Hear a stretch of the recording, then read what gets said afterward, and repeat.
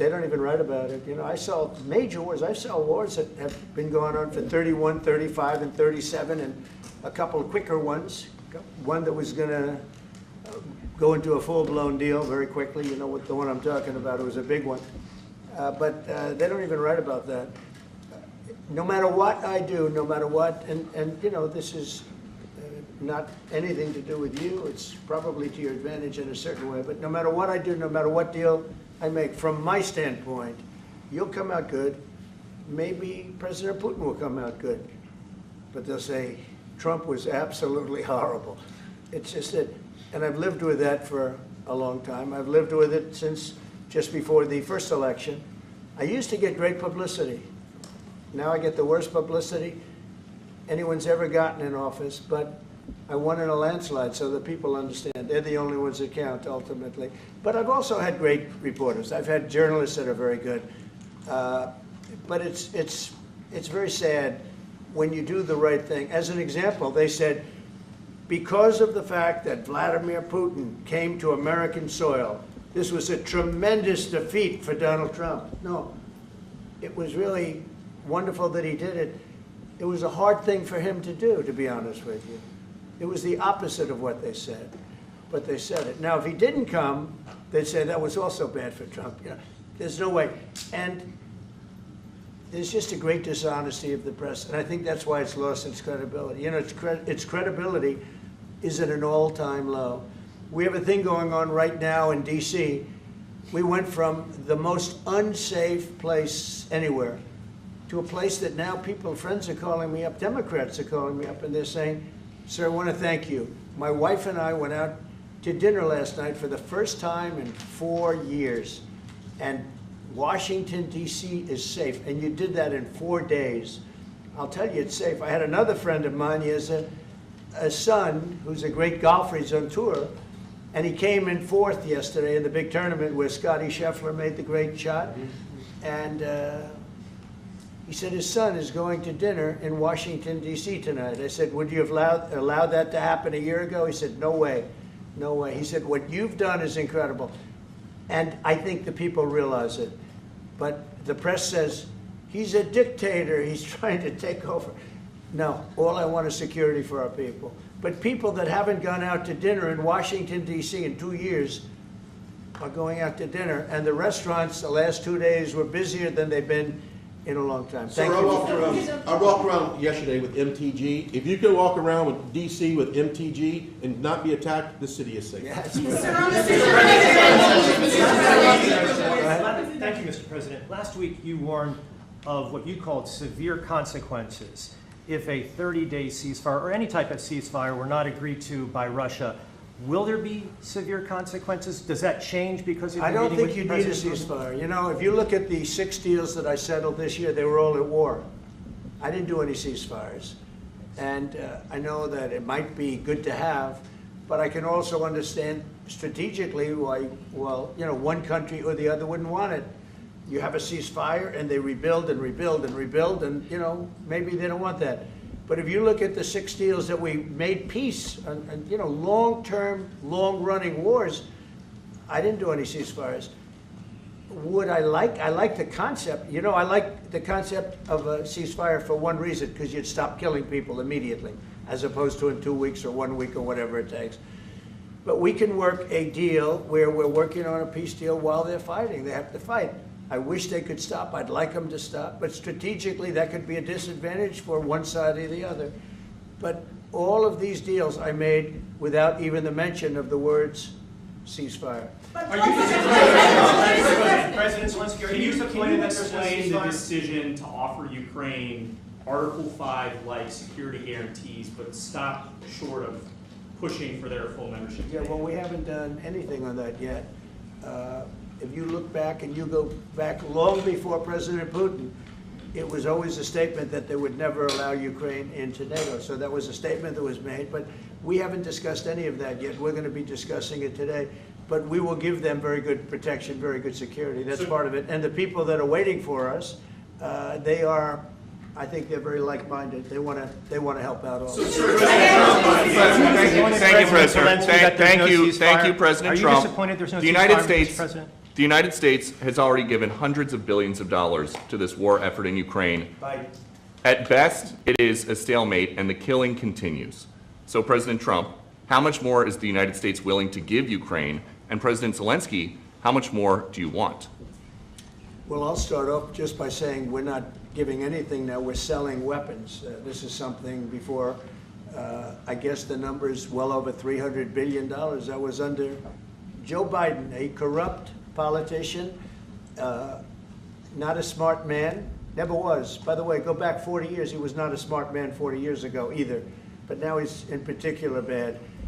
This was done by a corrupt administration that shouldn't have been in, and frankly, if the right results of the election were given, if I were president, this war would have never taken place, and he would have been very happy because he would have liked to have seen. I mean, they went through hell. He went through hell.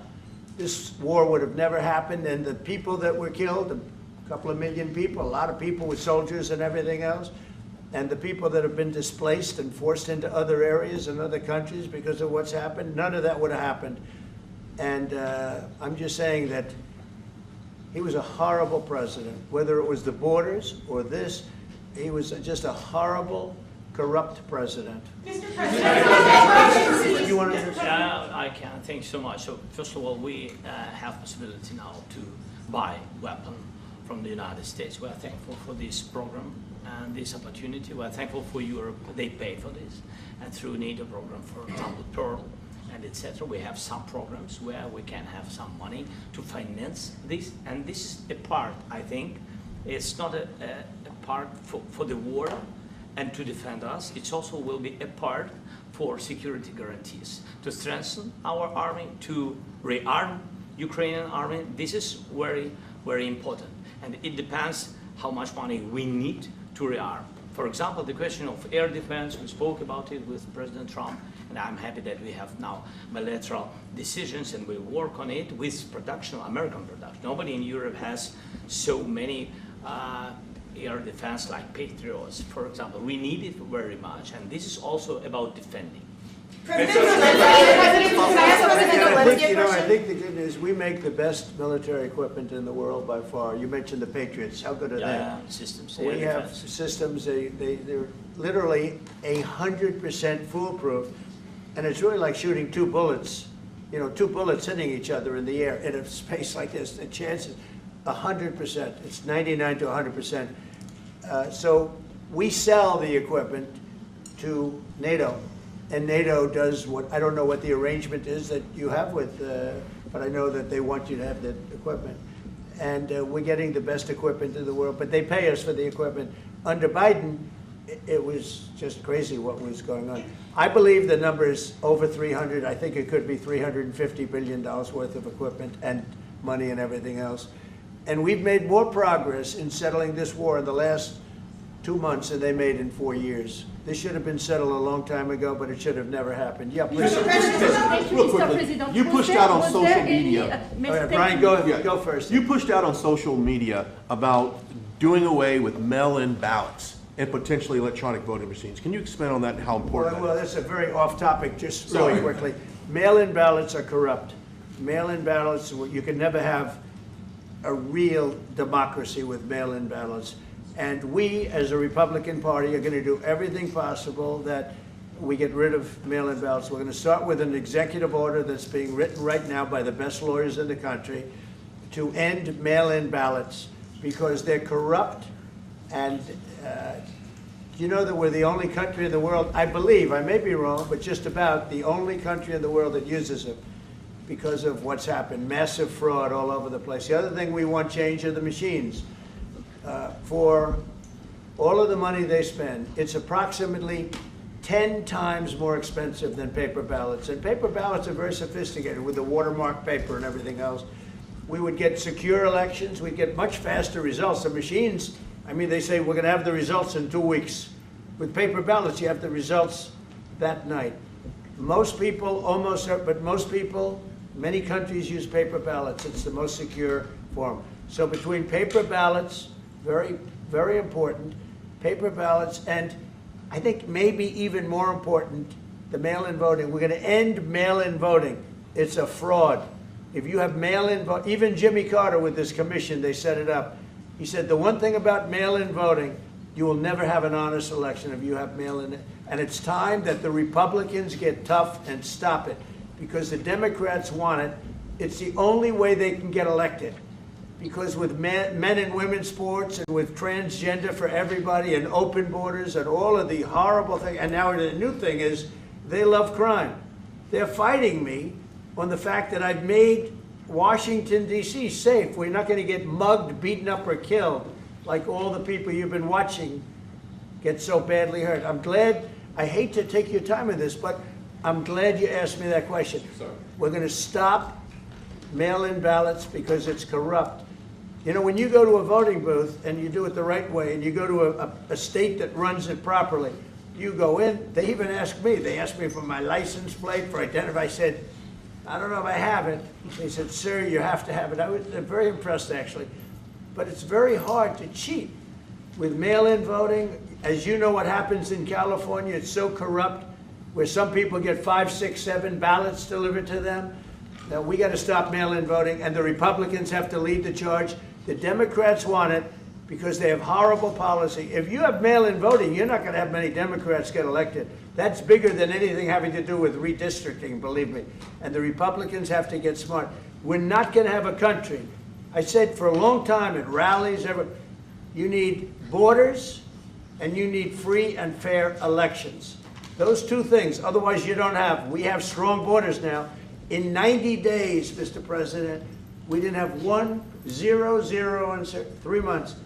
Not one person came in illegally into our country. In fact, even I find that hard to believe, but it's run by a little bit of a liberal group that put out the numbers, so I guess it's, but 0, 0, and 0.